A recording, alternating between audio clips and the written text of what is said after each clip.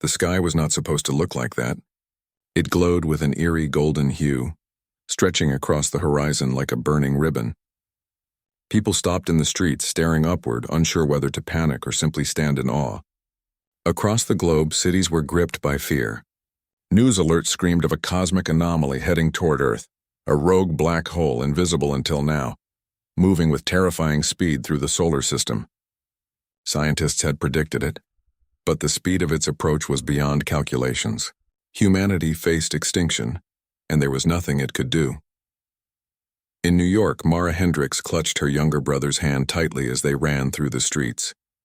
The winds whipped dust and debris into the air, but no one seemed to care. Everyone had only one thought: survival. Families fled to shelters, governments scrambled to stabilize panic, and satellites were directed toward the black hole. But their efforts were hopeless. Mara worked as an astrophysicist at the Global Space Observatory. She knew the equations, the chances, the impossible reality. Humanity had only a few days before the black hole's gravitational pull reached Earth. She had been warning people for months, but no one had believed her. And now, standing among the chaos, she felt the heavy weight of inevitability pressing down. Then a strange sound cut through the fear, a low, melodic hum, almost musical, but alien. It seemed to come from the sky itself. People looked up, shielding their eyes, squinting at a bright point of light growing larger with every second. Unlike anything human technology could produce, it was smooth, symmetrical, and impossibly massive. A ship, no, a fleet, descended from orbit.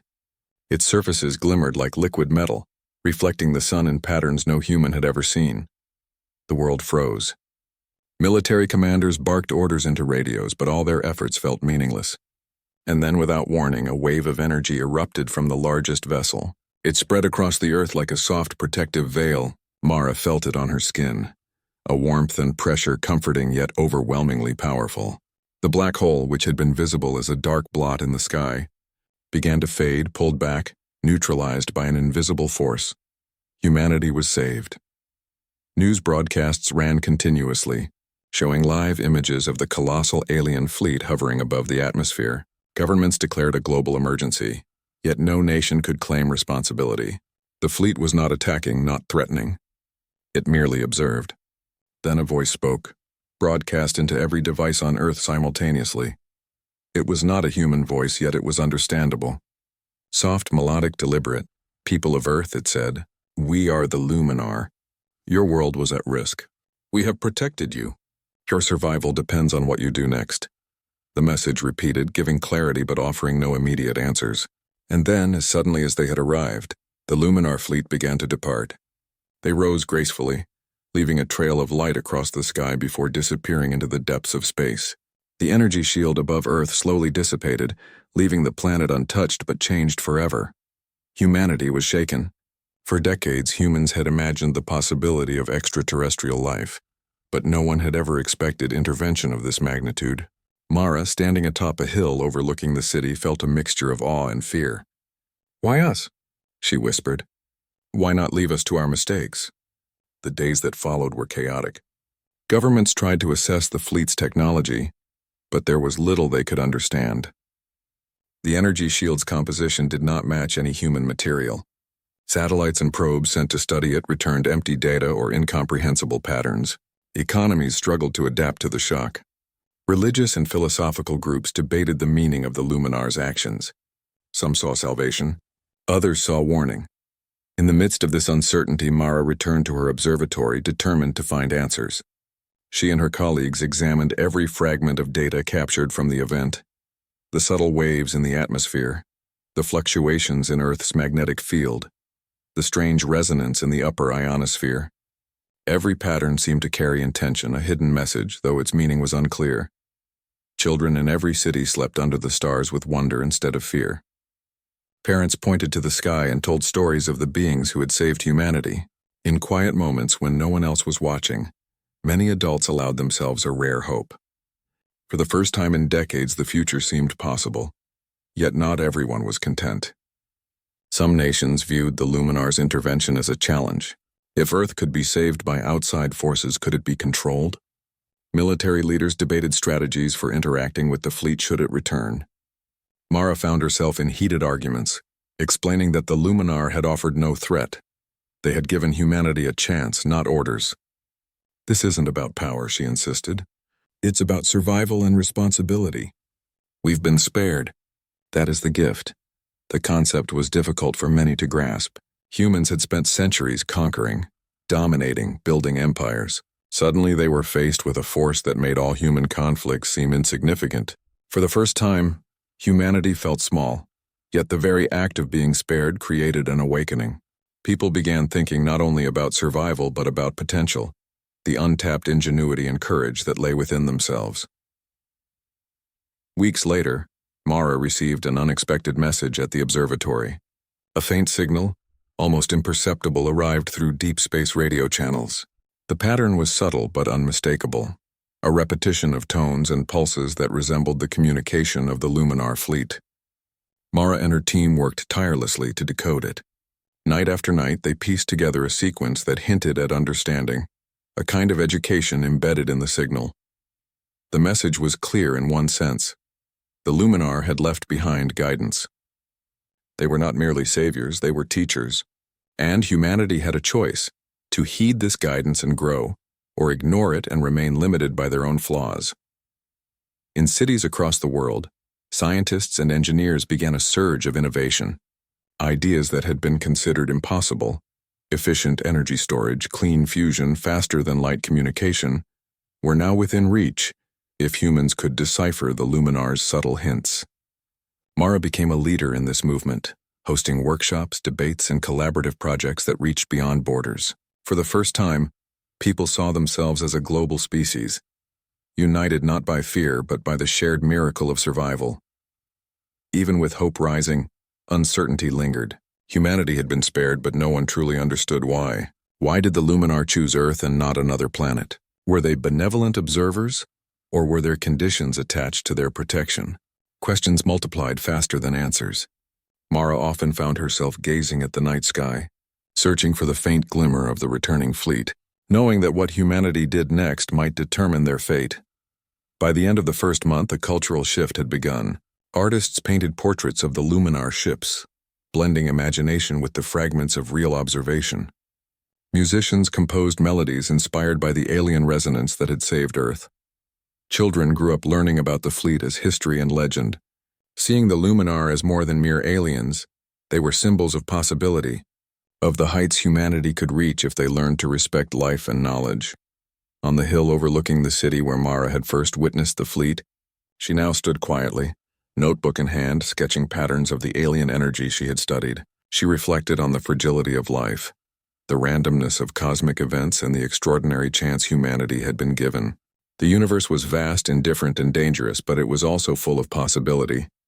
And for the first time, humans could glimpse their own potential reflected in the mercy of beings far greater than themselves. Mara's thoughts were interrupted by a small vibration from her wrist device. It was a message from a colleague, simple but urgent. Another signal. Same pattern. It's repeating, her heart raced. The Luminar had returned, even if only through a subtle communication. They were watching. They had left humanity alive, but they had not yet finished teaching. As night fell and the stars shimmered above, Mara whispered to herself, a mix of fear and hope lighting her face. We have been spared, and now it is up to us to grow. The world was quiet in that moment, holding its breath. The sky no longer burned with the golden light of the Luminar fleet, but the memory of it lingered in every heart. Humanity had been given a second chance, and though no one knew what the future held, they knew one thing for certain. Life, fragile and fleeting, was precious. And now it was theirs to protect, to shape, and to elevate beyond what they had ever imagined. The saving light had gone, but its echo would guide humanity for generations. The universe had spoken, and for the first time humans truly listened. The universe, vast and silent, suddenly reminded humanity that survival was only the beginning. 2 years after the discovery of faster-than-light communication, a strange anomaly appeared near the edge of the solar system. It was unlike anything humans had encountered before, a shimmering, shifting mass of energy that twisted space and light around it. The anomaly emitted pulses that interfered with satellites, making communication difficult. and its gravitational effects nudged planets and asteroids off their usual paths. At the Global Research Coalition in New Geneva, alarms blared, echoing through the halls. Dr. Ilara Miles, now a leading figure in humanity's exploration efforts, stood in front of the main screen, watching the anomaly twist and writhe. She was joined by engineers, scientists, and military strategists. "This is extraordinary," said Joran, her assistant, his voice filled with awe and tension. "It doesn't match anything in our models. It's alive." Ilara nodded, her mind racing. It might be a natural phenomenon, or it might be something intelligent. Either way, it's our first real test. All the simulations, all the theories, none of them fully prepare us for this. The anomaly's approach was slow but deliberate. Within weeks, its effects became more pronounced. Satellites in orbit were scrambled. Communications with colonies on Mars and the Moon flickered and failed intermittently. Minor earthquakes were reported on Earth as tidal forces shifted. Humanity had to act. The decision was made to form an interstellar fleet, a mix of military, scientific, and exploratory vessels, to study and, if necessary, neutralize the anomaly. Ilara was appointed to lead the mission. She knew it was not a battle in the traditional sense. The fleet could not simply attack. Humanity's technology, though advanced, was still fragile compared to the anomaly's vast energy. Success would require intelligence, coordination, and courage. As the fleet prepared to depart, Ilara stood on the command deck of the Astraeus, the lead ship, looking at the stars. "Remember," she told the crew, "we are not here to conquer. We are here to understand, to adapt, and to survive. The Luminar gave us a chance once. Now it is up to us to rise to that challenge." The journey to the anomaly was tense. Ships moved in precise formations, energy shields humming, sensors scanning continuously. For weeks, the anomaly remained mostly still, a swirling, ethereal presence in the darkness. Then, without warning, it shifted. A pulse of energy radiated outward, knocking a small reconnaissance drone off course. The crew of the Astraeus watched in horror as the drone was torn apart and absorbed into the anomaly, its signals vanishing in an instant. This isn't just physics," said Commander Rena Alvarez, the fleet's tactical officer. "It's responding. It's aware of us." Ilara's heart raced. "We need to be careful. Every move we make might change its behavior. Observe, analyze, and adapt. That's the only way forward." The next phase of the mission involved sending unmanned probes into the anomaly. Each probe relayed images of incredible phenomena: plasma storms that glowed with colors no human had names for, gravitational eddies that bent light like liquid glass, and strange, geometric patterns that seemed to shift according to unseen rules. It was beautiful, terrifying, and incomprehensible. Despite the danger, humanity's ingenuity shone. Engineers developed adaptive shields that adjusted in real time to the anomaly's pulses. Scientists created algorithms that predicted its movement with increasing accuracy. The fleet learned to work as one organism, coordinating across vast distances and responding instantly to new challenges. But it was not enough. One probe, the most advanced, was pulled into the anomaly despite every precaution. Its last transmitted image showed a structure of light and energy, almost like a crystalline city floating inside the anomaly. Ilara stared at the screen, awed. "It's intelligent," she whispered. "It's not just energy, it's a mind." The revelation changed everything. Humanity was not merely facing a natural threat. They were encountering something entirely new. The fleet now had to proceed with diplomacy and care, even as they had no way of knowing if the anomaly would understand or respond. Weeks passed, and tension rose. Some crew members feared retreat, worried that the anomaly could expand and threaten the inner planets. Others argued for bold action, testing new technologies that might allow humans to interact with the anomaly directly. Ilara weighed every decision carefully. She knew that rash moves could destroy the fleet and possibly Earth, but hesitation could also be fatal. Finally, a breakthrough occurred. One of the probes, equipped with a communication interface inspired by the luminar patterns, emitted a pulse that synchronized with the anomaly's own energy waves. The response was immediate. The anomaly shimmered in recognition, bending light and forming shapes that resembled symbols. It was attempting to communicate. Ilara's team worked around the clock, deciphering the signals. Slowly, a pattern emerged, a series of simple logical sequences followed by pulses of energy that seemed to represent ideas. Humanity realized that the anomaly was testing them, probing their intentions. Every action taken by the fleet affected its responses, teaching a lesson about observation, restraint, and cooperation. The first true human decision that passed the test was subtle. Instead of attacking the anomaly when a probe was destroyed, Ilara ordered a retreat to a safe distance. The anomaly paused, its energy calming, almost as if acknowledging the choice. Encouraged, the fleet continued to send probes and pulses, each time with more thought and care, learning as much as they taught. Months of study and careful interaction followed. Humans discovered that the anomaly contained knowledge, hidden maps of the galaxy, principles of energy manipulation, and even hints of civilizations far beyond their current reach. But these gifts came with an unspoken condition. Humans had to demonstrate discipline, ethics, and intelligence in their decisions. Greed or aggression would cause the anomaly to withdraw its guidance or worse, retaliate. Ilara often reflected on the Luminar's words, "Survival depends on what you do next." Humanity was not only surviving the anomaly, they were proving they could grow, learn, and act responsibly.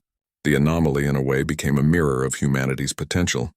Every failure and every success shaped the fleet's understanding, and through it, the planet below learned patience, strategy, and ingenuity. The final phase of the test came unexpectedly.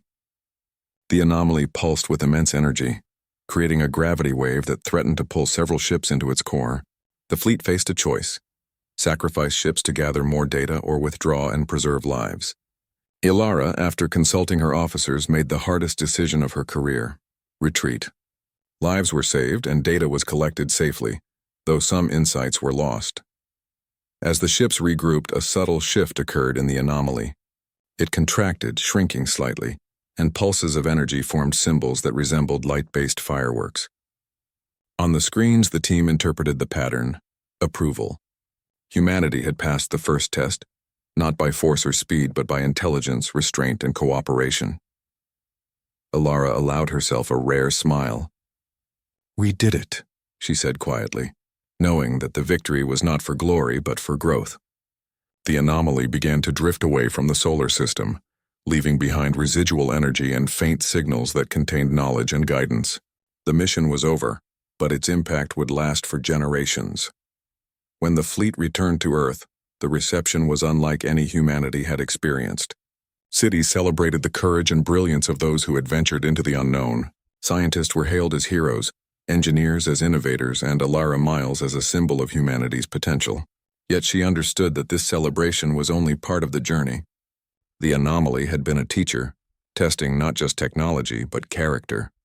Humanity had passed, but many tests lay ahead, both in space and within themselves. Back at the observatory, Ilara and Joran reviewed the data. The signals from the anomaly hinted at connections far beyond the solar system, perhaps even pointing to other civilizations. Humanity had learned that they were not alone, that the universe was alive with possibilities, challenges, and lessons waiting to be understood. As she gazed at the stars, Ilara whispered a thought that had guided her since the Luminar first arrived. "We've survived, we've learned, and we've grown.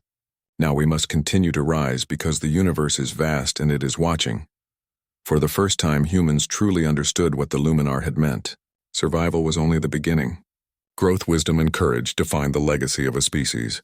And with every choice they made, humans were proving that they were capable of more than they had ever imagined. The stars shimmered in the night sky, silent but full of promise. Humanity had faced its first real test and emerged stronger, wiser, and more united. The universe had given them a chance once, and now they were learning how to make that chance count. The first test was over. The real journey had only just begun. Years had passed since humanity's first encounter with the anomaly. The events of that mission were now taught in schools, celebrated in museums, and remembered in stories that spanned every corner of the globe. Humanity had learned to look beyond survival and toward mastery, not just of technology but of wisdom, ethics, and collaboration. The Luminar had left subtle lessons behind, and humans were beginning to understand the full depth of their gift. Dr. Ilara Miles had become a symbol of humanity's potential. Her work in decoding the Luminar's patterns and guiding the first interstellar missions had earned her respect across nations. Yet she remained humble, understanding that the true reward lay not in fame but in the growth of humanity itself. In New Geneva, the Global Research Coalition prepared for another milestone. A massive communication array built using designs inspired by the Luminar was ready to transmit humanity's first message into deep space. It was not a message of conquest or warning, but one of peace and collaboration. The project involved scientists, engineers, and diplomats from dozens of nations, all working together for the common goal of reaching other civilizations. Ilara stood on the observation deck, overlooking the sprawling construction. Ships docked at spaceports carrying supplies and personnel to colonies on Mars, Luna, and the orbital stations. Children and students watched from viewing galleries, their eyes wide with wonder. Humanity was no longer a planet-bound species. It was a species with dreams of the stars. "Are you ready?" Joran asked, stepping beside her. He had grown with her through decades of challenge and discovery, his calm presence balancing her restless energy. Ilara nodded. "We've come a long way. If the Luminar are watching, I hope they see what we've become. This is our tribute, not just to them, but to ourselves." The transmission began. The array emitted a pulse of energy that stretched across the solar system, breaking through the natural noise of space. For the first time, humanity reached beyond its home, sending words, images, and knowledge into the unknown. As the message traveled, humanity's eyes turned inward as well. The Luminar had shown them that advancement without wisdom was dangerous. And now the first challenge of internal balance arose. Not all humans were content to explore peacefully. Some factions, emboldened by decades of technological growth, sought to seize power. They believed that control of the new communication systems and the secrets gleaned from the Luminar patterns would give them unmatched dominance. Ilara knew this conflict could undo everything humanity had worked for. She called a meeting of leaders, engineers, and ethicists to address the threat. "We are at a crossroads," she said. "The Luminar saved us once, and we have proven our ingenuity. But the real test is not just facing the stars, it is facing ourselves. We must use knowledge responsibly. Otherwise, the universe will not forgive our mistakes." Despite her warnings, tensions escalated. Secret experiments emerged. Weaponized versions of Luminar-inspired technology were developed in hidden labs, and whispers of rebellion reached the coalition's leaders. Humanity had been spared externally, but now it faced the internal trials of ambition, fear, and power. It was during this tense period that Ilara discovered a signal from the anomaly, the same entity that had tested humanity years ago. It pulsed in subtle patterns, weaving sequences of energy that seemed almost alive. For the first time, the anomaly's messages appeared in a form that could be directly interpreted. Guidance. The anomaly's signals revealed that growth was not only measured by survival or knowledge, but by cooperation and ethical use of power. The universe itself, it seemed, was watching to see whether humanity could rise beyond self-interest. Using this guidance, Ilara developed a program to share knowledge responsibly. The project, called the Luminar Codex, was designed to teach every individual not only how to use technology, but how to think critically, make ethical choices, and collaborate across cultures. Lessons were integrated into schools, workplaces, and exploration missions. Over time, the Codex became a unifying symbol of humanity's ideals, a testament to what they could become when inspired by mercy and wisdom. Meanwhile, the ambitious factions did not relent. In orbit, a small group attempted to seize control of an advanced communication hub. Alarms blared, and Ilara coordinated a response that relied not on violence but on strategy and teamwork. Using predictive models derived from the Luminar signals, her team anticipated the intruder's moves and neutralized the threat without destruction. The victory was subtle but powerful. Humanity had demonstrated that intelligence, ethics, and coordination could triumph over raw force. The news of the incident spread worldwide, reinforcing the lessons of the Luminar. Power alone is fragile. Wisdom, unity, and courage are enduring. During this time, cultural recognition of the Luminar deepened. Artists, writers, and musicians drew inspiration from the events that had reshaped Earth.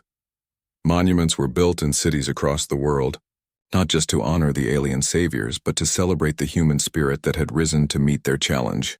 Stories told of courage, innovation, and the capacity for growth, embedding these ideals into the consciousness of every generation.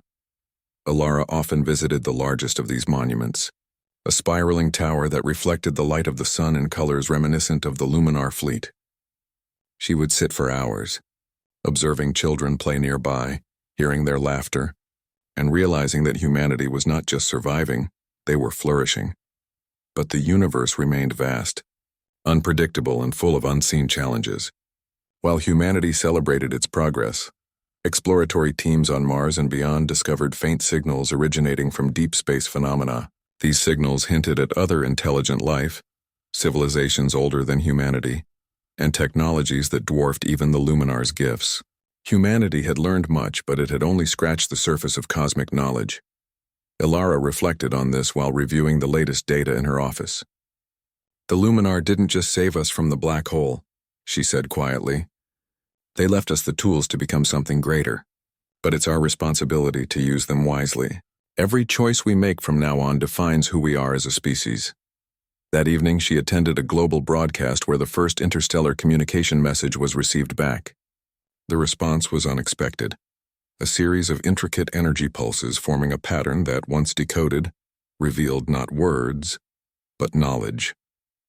Maps of star systems, methods of energy control, and even philosophical concepts that had never been imagined were embedded in the signals. The revelation was staggering. Humanity had been acknowledged as a rising civilization, capable of understanding and interacting with the universe. Yet the message also carried a warning. Growth came with responsibility. Misuse of knowledge or abuse of power would lead to consequences.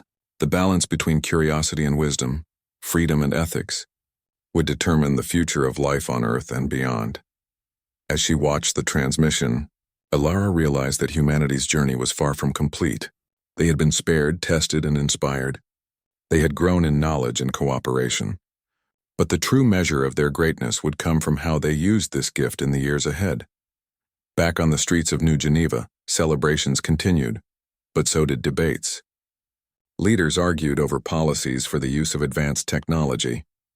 Engineers designed projects that could transform life on distant planets. Philosophers, inspired by the Luminar lessons, encouraged dialogue and reflection. Across the globe, humanity balanced ambition with caution, exploration with ethics.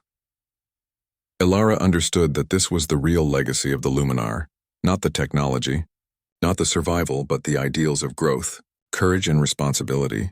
Every human being, from the youngest child to the oldest scholar, was now part of a species striving to reach beyond its limits while honoring the mercy and trust of those who had saved them. Months later, humanity faced another challenge, not from the stars, but from within. A powerful storm of political unrest threatened to destabilize cooperation among nations. Yet, inspired by the lessons of the Luminar, communities rallied, demonstrating dialogue, compromise, and unity. Humanity had learned that strength was not measured by domination, but by the ability to work together for a common goal. As Alara looked out over the horizon from the observation deck, the sun dipped behind distant mountains, casting golden light across the city. She felt a deep sense of pride and hope. Humanity had been spared once, tested once, and now they were beginning to write their own legends. The stars above twinkled silently, witnesses to a species that had survived, learned, and grown. The universe had given humanity a chance, and the people of Earth had responded with courage, intelligence, and ethical choice. The echoes of the Luminar's gift resonated through every achievement, every act of cooperation, and every lesson learned. Alara knew that more challenges lay ahead. Other civilizations, unknown phenomena, and cosmic mysteries awaited discovery. But humanity was ready, not just to survive, but to thrive, to explore, and to leave a legacy that would echo across the stars. And somewhere in the quiet corners of space, the faint resonance of the anomaly pulsed once more, a reminder that the universe was alive, observing and waiting for humanity to grow even further. The echoes of legends had begun. Humanity had passed its first trials. Decades had passed since the Luminar had first descended upon Earth. Humanity had grown in ways the aliens could not have imagined. Cities that gleamed with energy, colonies scattered across Mars and the Moon, and fleets that explored the stars. But growth had not come without struggle. Humanity had faced internal conflicts, moral dilemmas, and the test of its own ambition. Through it all, one truth had remained. The mercy shown by the Luminar had inspired them to become more than they were. Dr. Alara Miles, now a seasoned scientist and elder stateswoman, looked out at the observation deck of the SCIFI-Prime, humanity's largest exploration ship. Around her, young leaders, engineers, and explorers moved with energy and purpose. The solar system was no longer the edge of human ambition. It was the beginning of a grander journey. "Everything is ready," Joran said, stepping beside her. He had grown older with her, yet his eyes still held the same curiosity and excitement as decades before. "The fleet is prepared to leave for Proxima Centauri. First contact with another intelligent civilization is within reach." Alara nodded. "This is what the Luminar wanted us to do. Not just survive, not just advance, but to reach beyond ourselves. Every step we take, we must remember their lessons: wisdom, courage, ethics, and unity." The fleet launched in synchronized formation, leaving Earth behind in a cascade of light. Humanity watched from the surface and from orbiting stations, hearts filled with pride and anticipation. As the ships moved farther from the sun, Alara's thoughts returned to the early days. The golden fleet in the sky, the black hole that had threatened extinction, the anomaly that had tested their resolve. Humanity had been spared, tested, and guided. Now it was time to become a guiding force themselves. Months into the voyage, the fleet encountered its first challenge. A massive cloud of energy unseen in any previous surveys blocked their path. Its surface shimmered and shifted, reacting to the fleet's sensors as if alive. Explorers aboard the ships watched carefully, analyzing patterns, attempting communication.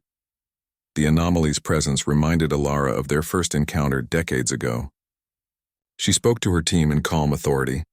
"We approach this as we always have, with caution, observation, and respect. Force will achieve nothing. Our actions define who we are." Probes were dispatched, carefully mirroring the energy pulses of the anomaly, and for the first time a response emerged. Patterns formed in the cloud of energy, pulsing with understanding. The fleet's communication devices, designed using the Luminar Codex principles, were able to establish a dialogue.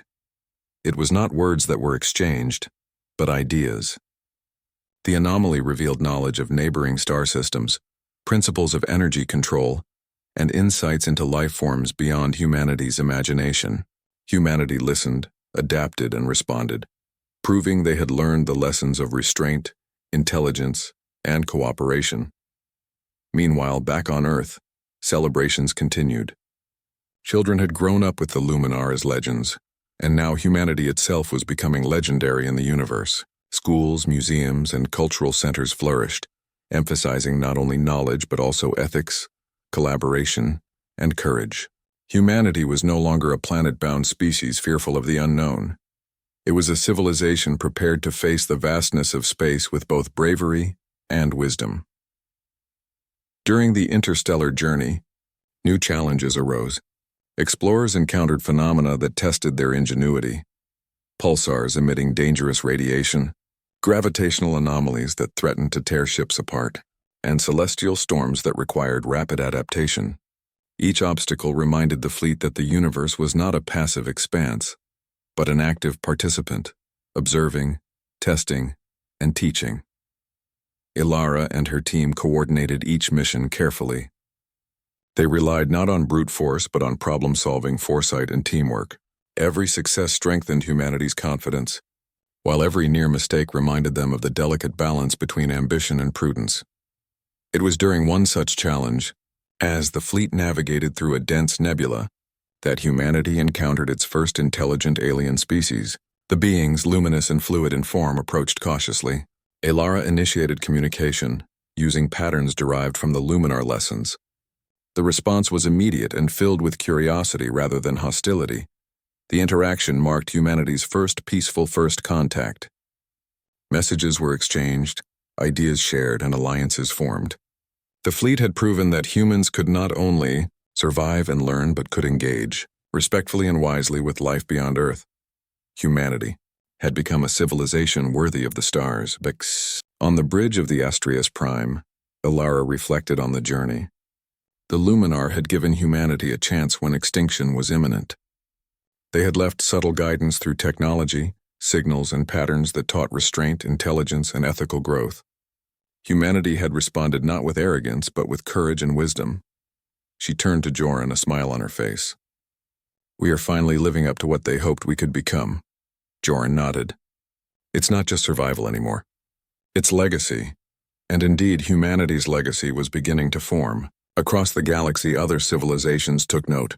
Reports of human ingenuity, diplomacy, and ethical choice spread. Humans were remembered not just as survivors, but as learners, collaborators, and pioneers. The mercy of the Luminar had inspired them to become more than themselves, and in doing so, they became legends. Years passed, and humanity's influence expanded. Colonies thrived on exoplanets, trade and communication networks connected systems, and fleets continued to explore further reaches of space. Humanity had embraced the lessons of the Luminar. Power without wisdom was meaningless, knowledge without ethics was dangerous, and courage without collaboration was incomplete. Ilara, now older and revered, stood on the observation deck one final time. The stars stretched infinitely, filled with possibilities, challenges, and mysteries.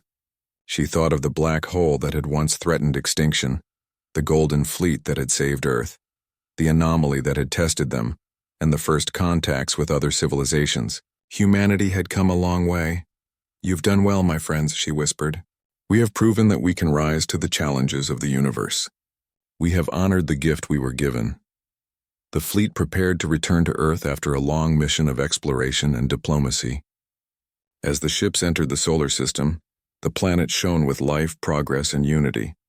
Humanity had transformed fear into hope, crisis into innovation, and mercy into legacy.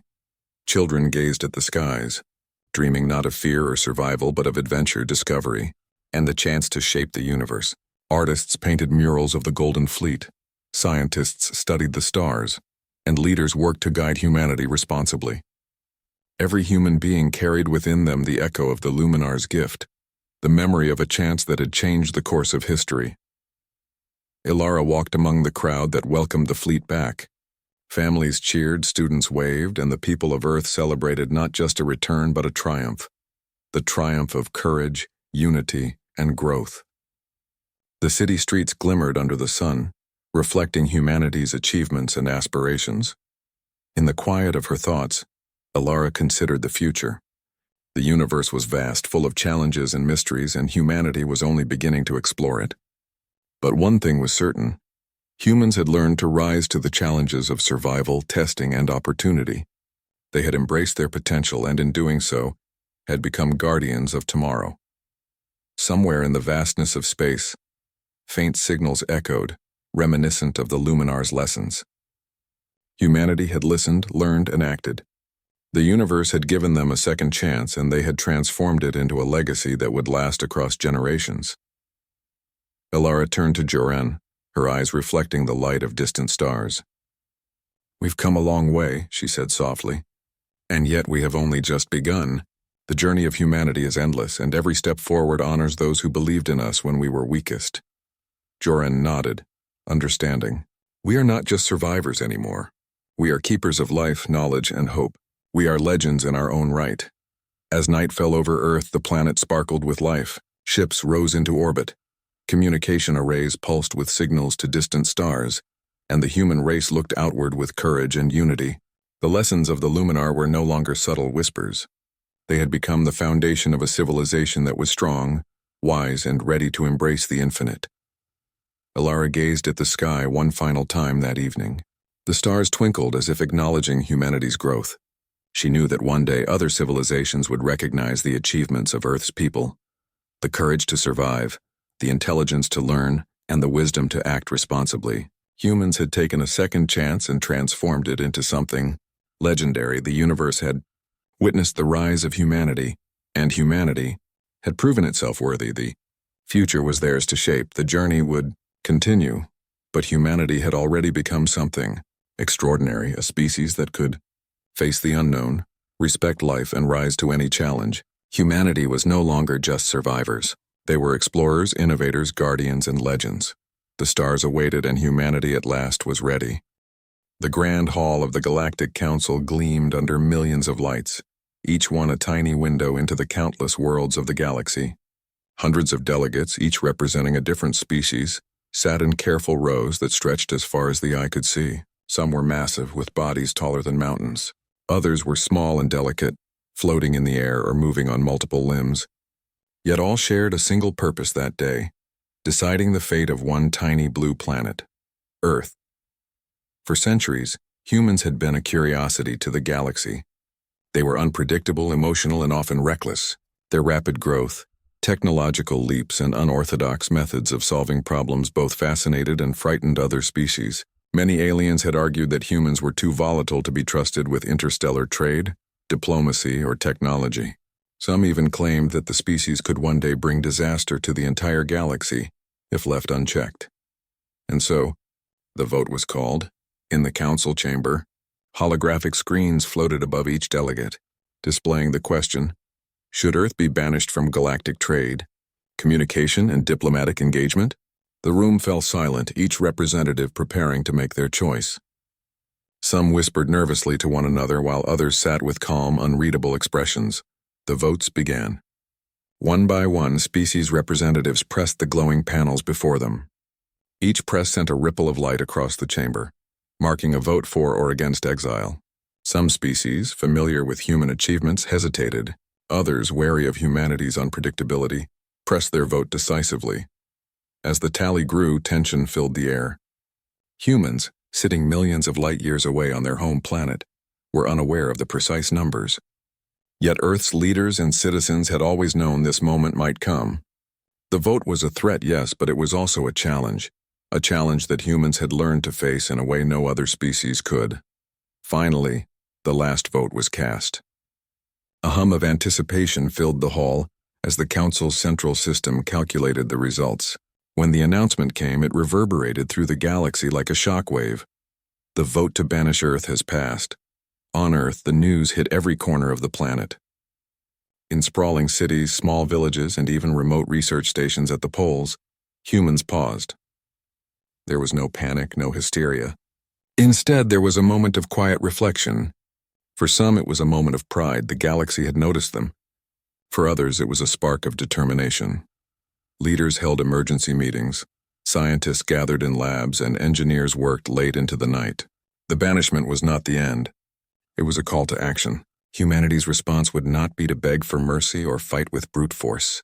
Humans had learned long ago that their strength was not only in muscle or firepower, but in ingenuity, creativity, and persistence. Across the globe, media channels covered the story tirelessly. News anchors spoke in calm, clear voices, explaining the Council's decision and its implications. The Galactic Council has voted to isolate Earth, one broadcast reported. This means trade, diplomatic engagement, and official communication with other civilizations will be restricted. However, humans are already preparing to respond. The response, though quiet, was powerful. Scientists began brainstorming ways to demonstrate the unique capabilities of humanity. Artists considered how they could show the depth of human creativity. Philosophers and strategists debated the best ways to communicate the human spirit to the stars. Every sector of human society engaged in the effort. Children, too, felt the weight of the moment. In classrooms, teachers spoke of history, of the countless times humans had faced overwhelming odds and found solutions that others deemed impossible. This is another chance to show who we are, a teacher told her students. Not with violence, but with our minds, our ideas, and our courage. In the skies above Earth, satellites adjusted their courses, preparing for missions that would soon send messages beyond the solar system. Engineers worked tirelessly on probes designed to reach distant sectors, carrying not weapons, but proofs of human thought, music, art, literature, and scientific data that no other species could create or fully understand. Even in the quiet corners of Earth, away from governments and laboratories, ordinary humans felt the stirrings of determination. Farmers, shopkeepers, teachers, and engineers all considered how they might contribute. Some built devices that could communicate across vast distances. Others created artworks designed to express human emotion and logic together. Every effort, no matter how small, was part of a larger human statement. We will not be ignored. Meanwhile, in the council chamber, alien delegates debated what to do next. Many assumed humans would panic or retaliate. Some even predicted wars, sabotage, or rebellion. Yet few understood the human mind. Humans did not respond predictably. Humans adapted, learned, and created. What the Council had counted on, a frightened species begging for mercy, did not appear. Instead, humans quietly prepared a response that would reshape how the galaxy viewed them. As weeks passed, the first probes left Earth. They were small, almost unassuming. Each one contained digital libraries of human knowledge, recorded music, literary works, and complex mathematical proofs. But there was more. Each probe carried subtle patterns and messages designed to show not only what humans had achieved, but how they thought. Alien scientists found themselves puzzled. No species had ever sent messages like this. It was not a threat, not a demand. It was a demonstration of potential and intelligence, a subtle yet unmistakable assertion of presence. Back on Earth, leaders monitored reactions across the galaxy. Alien media began reporting on the probes, often confused or dismissive at first. But slowly the truth became clear. Humans were different. Not only could they survive in environments others could not, but they could also find solutions to problems that had baffled the galaxy for centuries. Humans could think in ways no other species had imagined. In the quiet of his office, Earth's president reflected on the moment. "We were told we would be isolated," he said softly. "But what they do not understand is that we do not vanish. We adapt, we find a way, and when we act in a way no one expects." By the end of the first month after the vote, Earth had not only accepted its banishment, but had begun to transform it into an opportunity. Schools taught children the history of humanity's interactions with the galaxy, emphasizing creativity, problem-solving, and the power of thinking differently. Scientists collaborated across borders as never before, pooling ideas to create technologies that could travel beyond the solar system. Artists and philosophers found new ways to express the human spirit, capturing the attention of alien species in ways no one had imagined. The vote to banish Earth had passed, yes, but the humans of Earth had already begun making their rules known, not through violence or threats, but through ingenuity, courage, and unity. The galaxy had issued a sentence, but humans had turned it into a challenge, and humanity thrived on challenges. As night fell over the planet, cities glowed with activity. Laboratories hummed with energy. Schools echoed with curiosity. Homes were filled with families planning their contributions. And above it all, satellites and probes waited silently, ready to carry the story of humanity to the stars.